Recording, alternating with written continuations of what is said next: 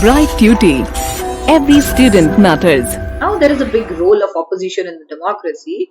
Opposition refers to political party or parties that are opposed to a government. And effective functioning of parliamentary democracy depends to large extent on right balance, because you need your critics to improve yourself. So this is what is happening. The role of opposition democracy in India, that the bright statesman Benjamin Disraeli once remarked, no government can be long secure without formidable opposition, because opposition is actually required.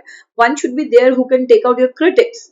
The role of opposition democracy is like it acts as a restraining force and alerting watchdog. It ensures a check on the government through these devices. Interpellation, the MPs ask questions, question hour serves as a valuable check on ministers and government officials.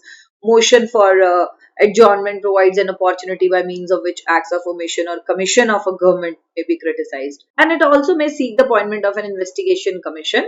And like government in reserve in parliament democracies, the opposition is regarded, and the leader of opposition should be ready to form the government in case the party in the owner resigns or is defeated on the floor of the house. That is why opposition is sometimes called a government is waiting. And we may also mentioning grievances ventility and role of opposition. In other words, opposition is primary duty is to give expression to people's difficulties, problems, and grievances. And it is also expected not to look at the government's acts and policies always so negatively. A distinguished MP, Professor P.J. Kuran, observed it was certainly not the constitutional duty of a party in opposition to oppose everything the government did at all times in all the circumstances. It does not behave political opponents to engage in activities harmful to public order to security of the state. And how can opposition best perform its role? Like opposition can be best in its role by it should be well informed, deeper analysis in all the moves and actions, should miss no opportunity to expose the ruling party and the mutual trust between the leader of the house. Like how we could say this thing, like if we talk about like it is well informed, and it becomes the now, how can opposition best perform its role? Opposition should be well informed that whatsoever the majority government is doing, they should be well informed so that they can also keep an eye on them, that what exactly is happening. And the deeper analysis of all their moves and actions. They must keep in check that what actions and moves have been taken by the majority government, because they are the one those who can take out their negative and positive points, and they can bring the opinion of the public to the parliament, and should miss no opportunity to expose the ruling party if they are doing blunders, if they are doing something malpractices. So it should be come into the limelight of the parliament, so opposition can play a very good role in that. And mutual trust between the leader in the house and leader of the opposition is also required.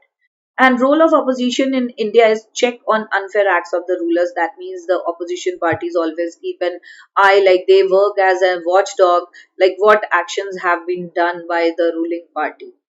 And then if they found guilty, the parliamentary investigations are always taken place, like the measures are taken, the special steps are taken to rectify all those mistakes. And lending support to wise legislation and welfare measures is also there. And opposition is always counted as a negative role too, because they always keep an eye what exactly the majority party is doing. But some reforms are also required to strengthen the parties. A law should be made to make it compulsory for political parties to maintain a register of its members and to follow its own constitution. And political parties should give at least one third of the tickets to women candidates. And people should put pressure on the parties to reform, and they should organize struggles and send petitions. The government should fund elections. The government should give money to parties to meet their election expenditure. MLAs and MPs should not be allowed to change political parties. Now, the steps taken in India to reform the political parties. The constitution has been amended to prevent MLAs and MPs from changing the political parties. Those who change the party will lose their seats in the legislature.